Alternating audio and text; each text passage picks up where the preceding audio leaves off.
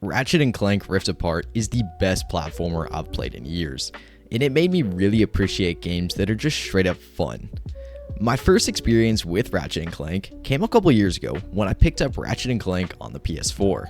This game was fun and I did enjoy it, but it's just one of those games that was just kind of there. It wasn't Spider-Man, it wasn't God of War, it wasn't necessarily the most groundbreaking game I'd ever played, but I enjoyed my time with it, and I wanted to eventually try out the franchise's newest entry on the PS5, Ratchet and Clank Rift Apart. I picked up Rift Apart only a few weeks ago, and it quickly became one of my favorite PS5 games, and one of my favorite platformers I've ever played in my life. The gameplay just clicked, and everything just felt so at home and welcoming in this game. It was just so easy to jump straight in and immediately feel immersed in the world and familiar with all the characters. There was no excessively long and overly drawn out intro segment with gameplay that puts you to sleep. It was just straight into fun action and good characters, which I really love seeing and really helps with the replay value. The game accomplished what I feel is critical for any video game to get right: the fun factor. Ratchet and Clank Rift Apart is such a well put together game, which perfects nearly everything required for a game to feel perfect, which is why it sticks the landing so well. No matter what aspect of this game we look at, almost everything is stellar, while also taking advantage of the PS5 hardware and controller in the process. Platforming felt so smooth in this game. Ratchet has never felt better to jump around and explore with, and his newly added movement options made gameplay consistently engaging. Of course, he has his normal jump and double jump, combined with his gliding ability, but now he can tether to rifts, which gives a cool animation each time and works as a neat way of making him feel more mobile. Additionally, he now has hover boots, which literally provide insane speed and let him glide across every single planet. The amount of speed this adds to movement is pretty incredible and makes most other platformers feel somewhat sluggish in comparison. He now also has a dodge move mapped to the circle button. His Phantom Dash works so well to add a layer of depth to the platforming in this game, and it feels different than any other dash out there, and it perfectly complements what I'd expect out of Ratchet's moveset in this game. This is yet another perfect addition that brings the platforming in this game to such a high level that it's almost difficult for me to try to explain how good it feels until you try it out yourself. But the platforming isn't the only main focus of the gameplay here, as Ratchet also has a new and improved arsenal of weapons, which ensures combat feels good at all times. There's a few returning weapons here, but the vast majority are brand new weapons with plenty of diversity and originality in the theming department, while also providing diverse combat styles to take care of enemies with.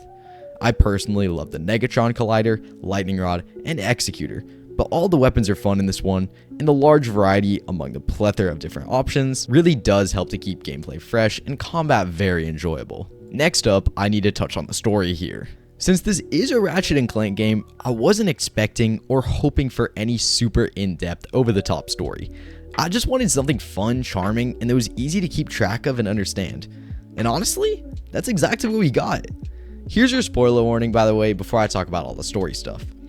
The plotline of having two dimensions crash into each other, resulting in alternate versions of characters teaming up with each other, worked very well for this game, and it also perfectly tied into the gameplay, involving the rifts scattered around the world, while also simultaneously allowing for the expansion to the world and the characters, as we now had Rivet, Kit, Emperor Nefarious, and more on top of all our usual characters.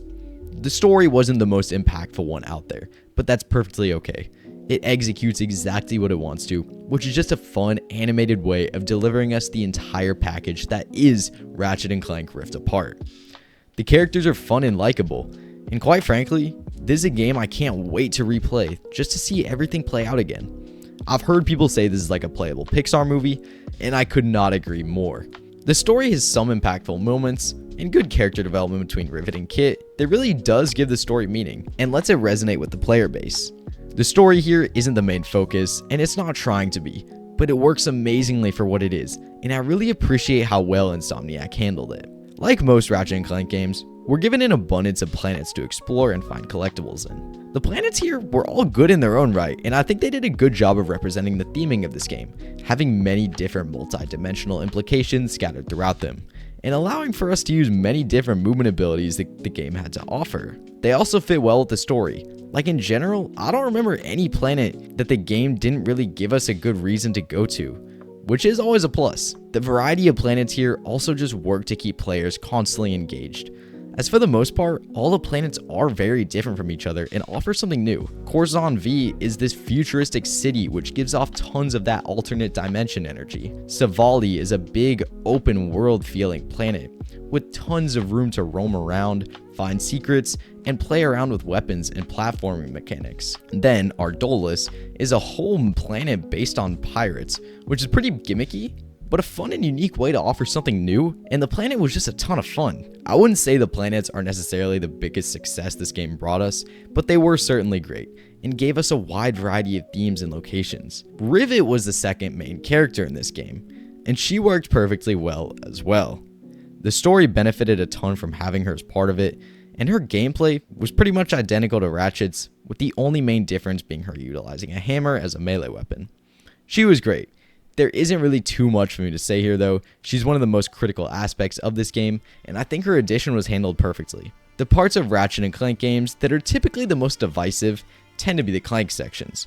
While I have only ever played one other Ratchet and Clank game, I can confidently say the Clank sections in this game are seriously on a whole nother level. They never feel frustrating or like there isn't anything I can do. I never doubted whether I was actually going to be able to figure them out. And the most important thing here is, I always had fun in the Clank sections. Whenever one popped up, it would just be a quick change of pace that never overstayed its welcome, but at the same time, was just a fun puzzle section that really did put a smile on my face. I'm not sure how realistic this scenario is, but if you haven't picked up this game because you don't want to deal with tedious and mind-boggling Clank sections, I can assure you, you've got nothing to worry about. From start to finish, this game was nothing but fun and satisfying. So much so that after I beat the main story, I just wanted more, and that led me to obtain my first ever platinum trophy because I simply did not want to put this game down, and going for the platinum only made me like this game even more. I can't recommend Ratchet and Clank Rift Apart enough, and if I'm being honest, I had a better time with this game than I did with Astrobot, and after writing the script, I actually went back and platinumed Astrobot so I could get the full experience out of both these games, and that point still stands. I know that might be a shocker, but after spending a bunch of time with both of them, Astrobot just doesn't hit the same as Rift Apart. I would give Ratchet and Clank Rift Apart a 9.5 out of 10, and it's one of the first games I'd recommend to anyone picking up a PlayStation 5 who enjoys action and platforming games. The only platformer out there that I would rank above this one is Super Mario Odyssey, which should really be taken as a compliment to Rift Apart, as Mario Odyssey is one of the most well-received games of all time. But let me know your thoughts down below. Do you guys like Rift Apart? Have you tried it out? Are you planning on getting it soon? If you haven't gotten it yet, I would not recommend it anymore. I'll see you guys in the next one.